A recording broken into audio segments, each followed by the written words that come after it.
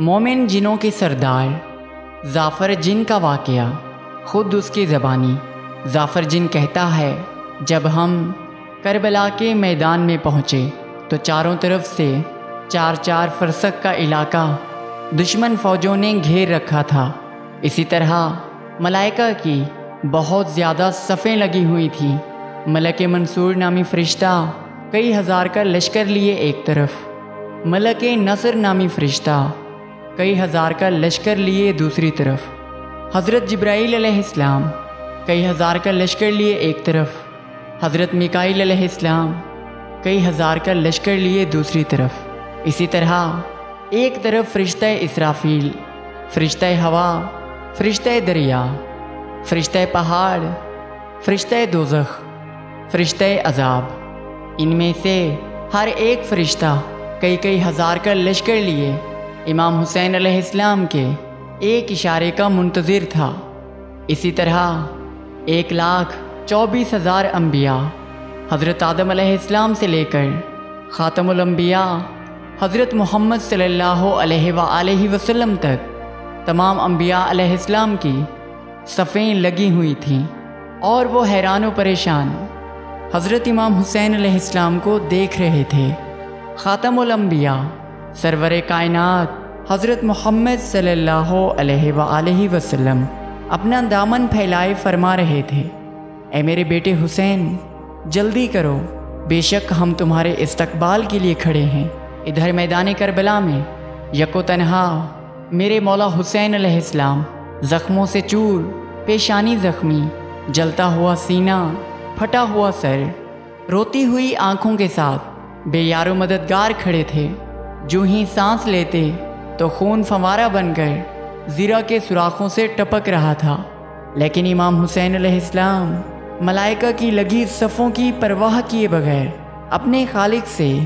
راز و نیاز کر رہے تھے، کسی ایک طرف بھی نگاہ نہیں فرما رہے تھے۔ مجھے بھی کوئی راستہ دینے کے لیے تیار نہیں تھا کہ جا کر مولا حسین علیہ السلام کی قدم بوسی کر سکوں۔ میں بھی دور سے حضرت امام حسین علیہ السلام کے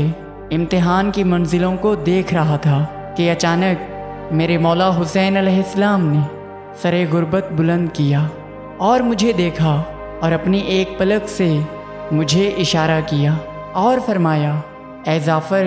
میرے پاس آ جاؤ۔ یہ آواز سن کر تمام ملائکہ میری طرف دیکھنے لگے اور مجھے راستہ دینے لگے۔ میں نے بھی جلدی سے اپنے آپ کو مولا حسین علیہ السلام کے قدموں میں پہنچایا اور عرض کرنے لگا، اے میرے آقا، میں 30,000 کے لشکر کے ساتھ آپ کی نصرت کے لیے حاضر ہوں، آپ حکم دیں۔ تو حضرت امام حسین علیہ السلام مجھے فرمانے لگے، اے ظافر، تو نے بڑی تکلیف کی، خدا اور اس کے حبیب حضرت محمد صلی اللہ علیہ وآلہ وسلم تجھ پہ راضی ہوں اور تمہاری خدمات و زحمات بارگاہ خدا میں قبول ہوں، لیکن مجھے تمہاری مدد کی ضرورت نہیں، تم واپس چلے جاؤ۔ میں نے عرض کیا، اے میرے مولا، میں آپ پہ قربان، آپ مجھے جنگ کرنے کی اجازت کیوں نہیں دیتے؟ تو حضرت امام حسین علیہ السلام فرمانے لگے، اے ظافر، تم ان کو دیکھ رہے ہو لیکن وہ تمہیں نہیں دیکھ رہے، اور یہ بات جواں مردی کے خلاف ہے کہ وہ کہیں حسین نے ہمیں نہ نظر آنے والی مخلوق سے مروا دیا۔ تو میں نے عرض کیا، مولا، ہم انسانوں کا روپ دھار لیتے ہیں، اگر اس صورت میں قتل بھی ہو گئے تو رضائے الہی کے راستے میں شہید ہوں گے۔ تو مولا حسین علیہ السلام مجھے فرمانے لگے، اے ظافر، میرا اکبر نہ رہا، میرا اصغر نہ رہا، میرا قاسم نہ رہا، میرا عباس نہ رہا، اور میرے باوفا اصحاب نہ رہے، اب زندہ رہنے کی چاہت نہیں،